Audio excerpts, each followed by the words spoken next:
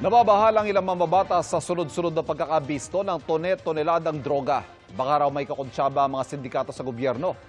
Nakatutok si Sandra Aguinaldo. 3.8 billion pesos ng hinihinalang shabu na nasabat sa Mexico, Pampanga nung Grabe yan, 3.8 billion. Ang laki po niyan. Kung napunta yan sa karsada, oh. Setyembre. At mahigit 2 billion pesos na halaga ng shabu na nasabat sa Manila International Container Port nitong nakaraang linggo. 3.8 billion plus 2 billion.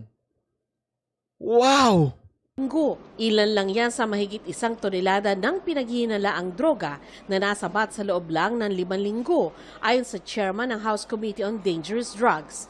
Bagaman natutuwa ang ilang kongresista sa resulta ng operasyon kontra droga, may nababahala rin na baka raw may kakuntsabang taga-gobyerno ang mga drug syndicate. Sigurado yan. Meron yan. The street value of the shabu is over 30 billion pesos. This amount can most definitely finance the elections and victory of drug lords in our political arena. Kahit po kampanya pang Pangulo, kayang pondohan ang war chest po na yan. Mabuti na nga lamang at marami pa ring matitinong kawani itong ating mga law enforcers or units. Kaugnay sa pinaghihinalaang shabu na nasabat sa isang warehouse sa barangay San Jose Malino sa Mexico, Pampanga, tinanong ang barangay captain na si Ramonito Bautista kung bakit hindi niya natulugan ang nagaganap sa warehouse sa kanyang lugar na ayon sa National Bureau of Investigation ay pag-aari ng isang Willie Ong. Sabi ni Bautista, nagtayo ng warehouse si Ong para parentahan ito. Tinanong din ang dating mayor ng Mexico na si Teddy Tumang na nagpalabas ng building permit para sa warehouse. Pag-amin niya, bumili rin daw ng lupa si Ong sa kapatid niya. Pero giit ni Tumang, wala siyang kaugnayan kay Ong.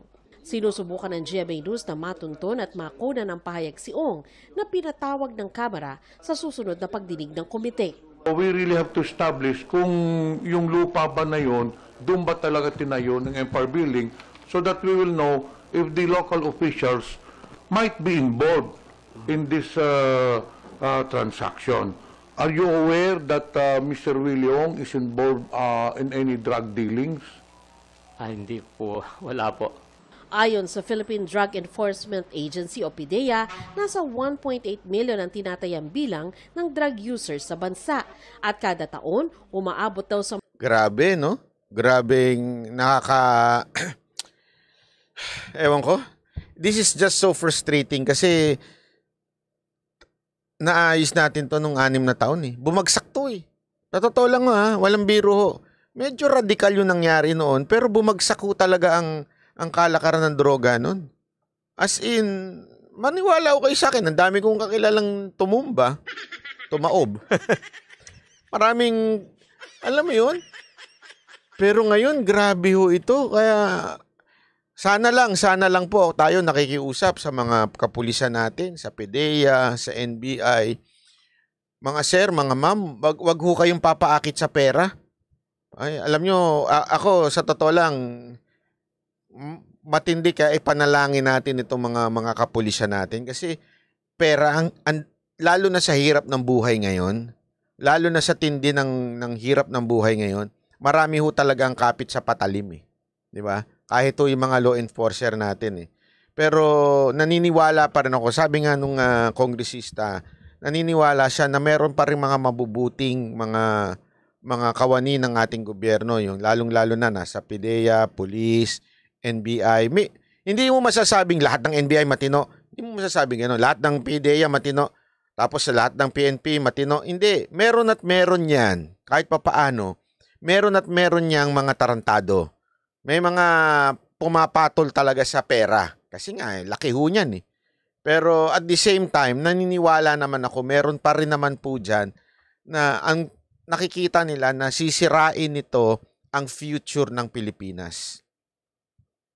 Kaya tayo nakikiusap sa mga kapulisan, sa mga NBI, sa PDEA, huwag niyo hong ibenta ang inyong dangal at huwag niyong ibenta ang ating mga anak at ang ating mga susunod na henerasyon dahil lang ho dito sa droga. Dahil wala ho mangyayari sa bayan natin kung hindi nyo gagawa ng paraan at hindi nyo talaga isusuplong at uhulihin. Alam ko, minsan frustrating. Alam mo, kwento yan ng mga kapulisan eh. Sometimes it's really frustrating na huhuli sila, tapos mapapalaya din naman. Eh kung alam nyo mapapalaya, alam nyo na. Do the morally right. But, hindi kaya nga, alam mo, naalala nyo yan yung sinasabi ni Pangulong Duterte noon, di ba? Na Pangulong Duterte na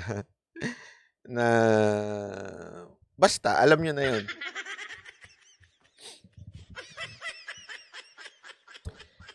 Kayo mga kapulisan, kung sa tingin ninyo hayaan nyo na lang munang lumaban ng konti. Ha? Kailangan natin talaga si Bantag, yan, no? Kailangan natin ng katulad ni Bantag, kailangan natin ng katulad ni Pangulong Duterte, di ba? Kailangan natin ng mga ganyang opisyal yung alam mong hindi masisilaw at talagang may malasakit. Alam mo, ito marami pa hong mga politiko diyan na meron naman pong prinsipyo na pagdating sa droga, ayaw nila. Maaaring hindi sila ganon. Maaaring yung iba, babaero. Hindi ko naman kinukonsinte porket babaero. Marami dyan, medyo pagdating sa, iba.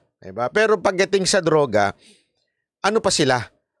Matino pa sila pagdating sa droga. Alam mo yun? Parang sa kanila, oo, sige, hindi kami perpektong mga kongresista, hindi kami perpektong senador, hindi kami perpektong pulis, general, ganyan. Pero pagdating sa droga, wala tayong pag-uusapan dyan.